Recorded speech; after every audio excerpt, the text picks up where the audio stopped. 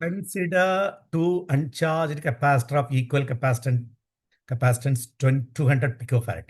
One of them is charged by 100 volt. முத ஒரு capacitor 100 volt charge பண்ணிட்டோம். அதை disconnect பண்ணிட்டோம். Now the capacitor is connected to the second capacitor. Okay.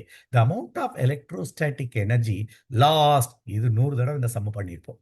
Lost in this process. முத, what is the energy stored in the first capacitor?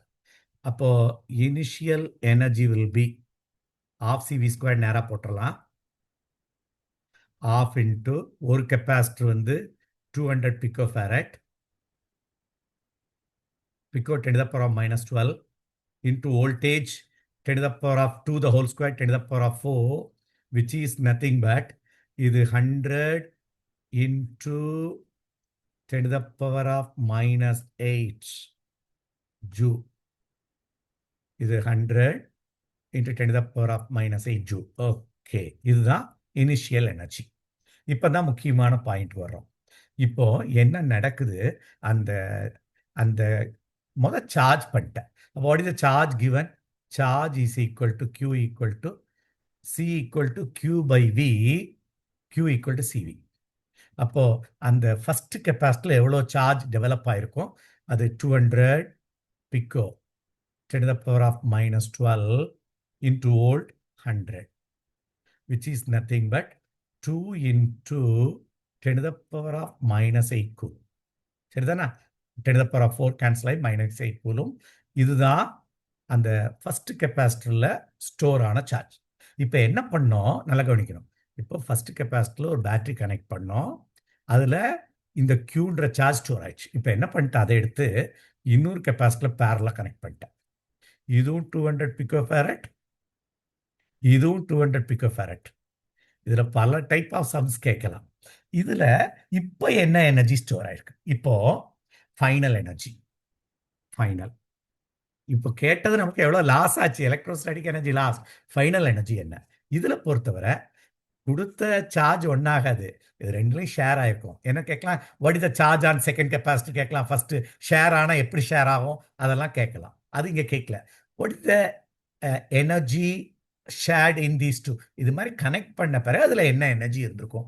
இதுல Q²/2C formula போடும். நமக்கு ரெண்டு ஃபார்முலா இருக்குன்னு தெரியும்ல.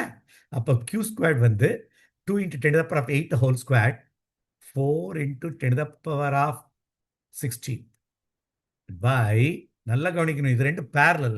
அப்போ effective capacitance will be 200 plus 200 400 into 10 to the power of minus 12 farad. புரிஞ்சுக்கணும். அப்போ 2 into 400 into 10 to the power of minus 12. புரியுதா?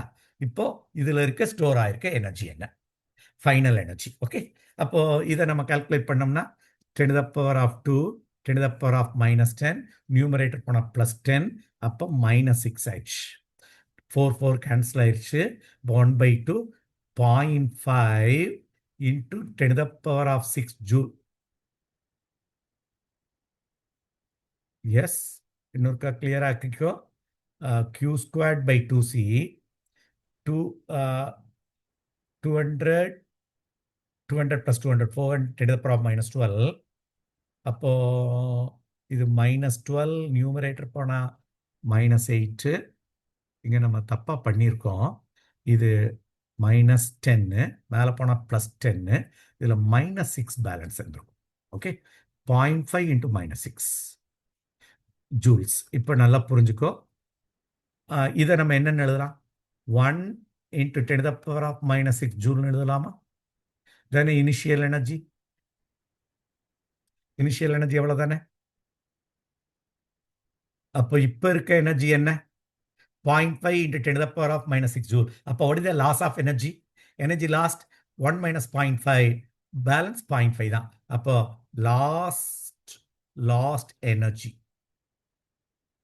the amount of electrostatic energy lost, which is nothing but 1 minus 0.5 into 10 to the power of minus 6, which is 0.5 into 10 to the power of minus 6 joule. இது answer இருக்க. 0.5 into 10 to the power of minus 6 joule is the answer. அதுல பாதி energy தான் இருக்கு, remaining பாதி energy last. Okay.